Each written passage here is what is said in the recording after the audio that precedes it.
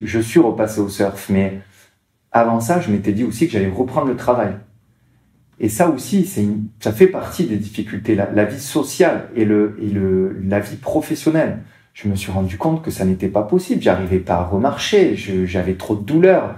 Le fait aussi de chercher un prothésiste. Et moi, effectivement, comme tu disais, cette reprise du surf était importante. Je me voyais pas continuer à vivre sans le surf. Et presque, c'était pour pouvoir retravailler, il fallait que je remarche.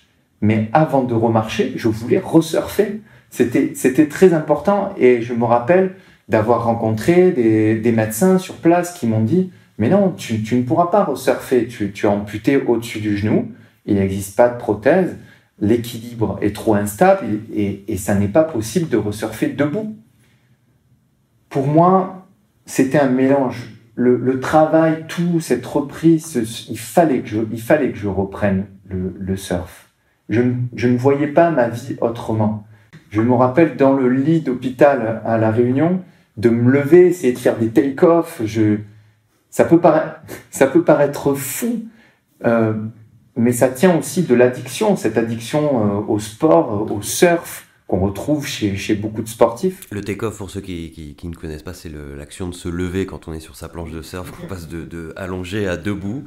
Et donc, d'accord, dès l'hôpital... Je me rappelle aussi avoir eu une permission à La Réunion, d'être allé boire un coup, pendant mon hospitalisation, d'aller boire un coup un après-midi et d'aller voir l'océan et de voir ces vagues. Je ne serais pas retourné à La Réunion, hein, c'est quand même quelque chose de très particulier. Mais de voir les vagues, j'avais envie de surfer. Je me suis dit, il faudrait qu'on m'arrache le cerveau pour que je n'ai plus envie. Même moi, c'était plus fort que moi. Une addiction forte. Et du coup, je n'ai fait que chercher à resurfer. Et quelque part, j'ai fui. J'ai fui les gens qui me disaient que ça n'était pas possible. Et j'ai essayé de me rapprocher des gens où je sentais qu'il y avait ce feeling, ce truc qui était à l'écoute.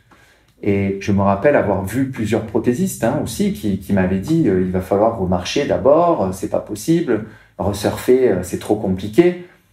Et puis un jour j'ai trouvé un prothésiste qui m'a écouté et qui m'a pas dit tu vas resurfer. Il m'a dit écoute, je ne sais pas, je n'ai jamais vu personne d'autre avec ton handicap resurfer, mais je ferai tout pour t'aider.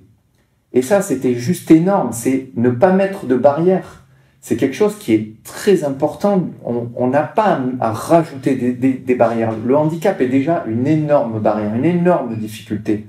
Et là, j'ai eu l'impression, quand je suis sorti, pourtant, il m'avait pas dit que j'allais resurfer, mais je suis ressorti de son cabinet, j'avais l'impression de voler tellement c'était bon. Et je me suis dit, c'est lui, il y a cette écoute, il va m'aider.